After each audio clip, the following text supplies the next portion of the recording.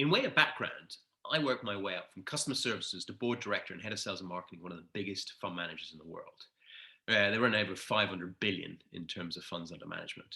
And during that time period as well, I was playing National League First Division hockey, playing with some of the best internationals in the world in terms of hockey, helping captaining and coaching some of them as well.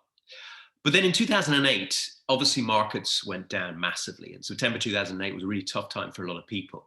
And our team, in terms of my fund management side, we lost 3.5 billion in hedge fund sales in literally less than 6 months. A lot of people had to be laid off. It was a really tough time period for everybody, but especially for me. I really struggled and I ended up getting stressed. And that led to ailment after ailment, me seeing doctor after doctor, specialist after specialist, and then two operations that went wrong in 2009 in the end of. And those two operations that went wrong led to chronic pain and agony in terms of my stomach and my abdomen, feeling like I was being punched in the stomach time and time again, leaving me in some cases waking up sometimes 10 times in the night. And it really affected my work, affected my life, and actually ended up affecting my marriage to the extent where my marriage fell apart. And then in 2012, after suffering like this for 3 years, I ended up getting the Norovirus, which is like a stomach bomb. And believe you me, when you'd had the digestive issues and the operations that I had, you didn't want to get the Norovirus. And after 10 days of serious dehydration, where my electrolytes were basically down to zero, I was rushed to hospital. ECG said heart, blood pressure had doubled. And on the way down to X-ray in one of those trays, suddenly I died. And it was like the lights came on and I was encapsulated in this amazing feeling of love, energy, and connection, nothing like I'd ever felt before.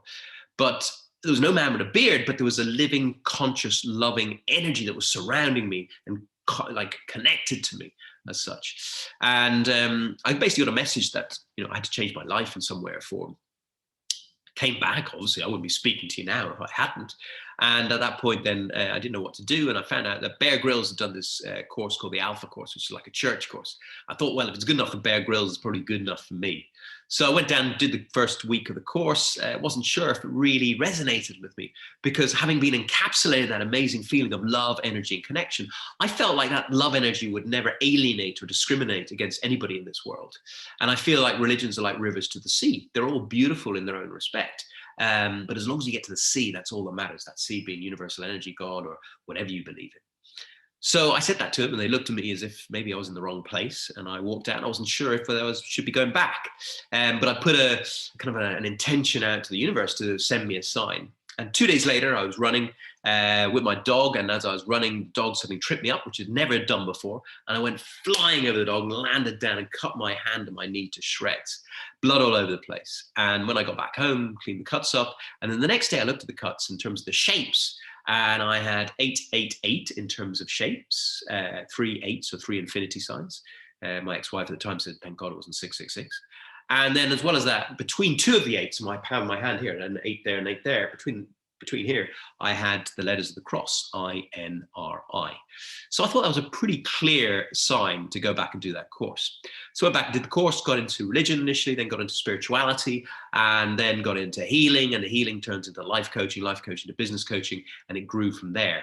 And since then, I've obviously grown now and I've had a radio show, which has gone from 0 to 140,000 live listeners. I've had some amazing people on, like Jack Canfield, who wrote Chicken Soup for the Soul, which sold 500 million copies.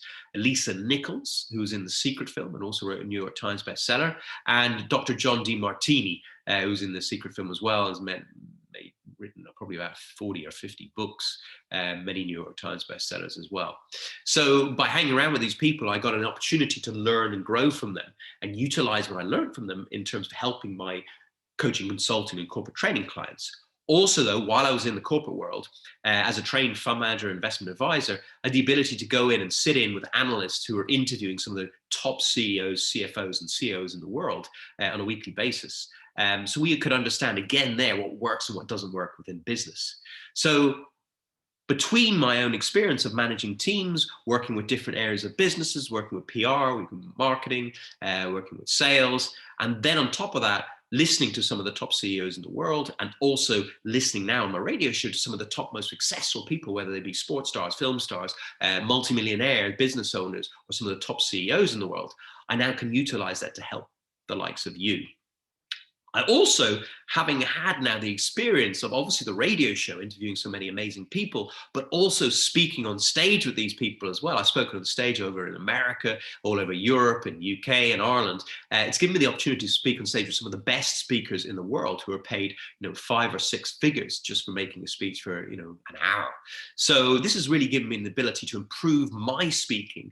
And on top of that, obviously I had the sales side where I was sometimes selling to financial advisors or stockbrokers or fund manager or pension fund managers from the stage in front of sometimes 400 or 500 people. So I've had the ability to learn how to sell on stage, but also how to inspire and motivate on stage as well. So if you think that I can help you in any way in terms of your speaking, it'll be my absolute pleasure. And in terms of speaking, I always say, in terms of when you're getting up there and you want to create something in terms of positive, in terms of a message to get across on a speech, put your thinking cap on. And my thinking cap in terms of speaking is all about having a clear vision of what you're trying to relay across to the people in the crowd or the audience in terms of how you can help them.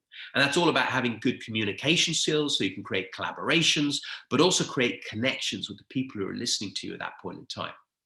The next part of the CAP acronym is all about A is for alignment and awareness. For firstly, having the awareness of understanding what you're trying to achieve in the speech, what you're trying to do, where you are and where you're looking to get to, but also aligning your story and your message to the people who are in the audience as well. And finally, P is for purpose and passion. If you don't deliver your speech with passion, you're not going to get the energy across to the person you're speaking to as well. And purpose is where I say it's all about your why, or finding a love for what you do and a love for the people around you and a love for the people you work with as well. And love, I always say, is an acronym for lots of vibrant energy. So if you can optimize your energy, you can optimize your performance on stage, you can optimize your performance in life, and you can optimize your performance in business. I hope that helps. If anybody's interested, please get in touch, and I look forward to speaking to you. Take care.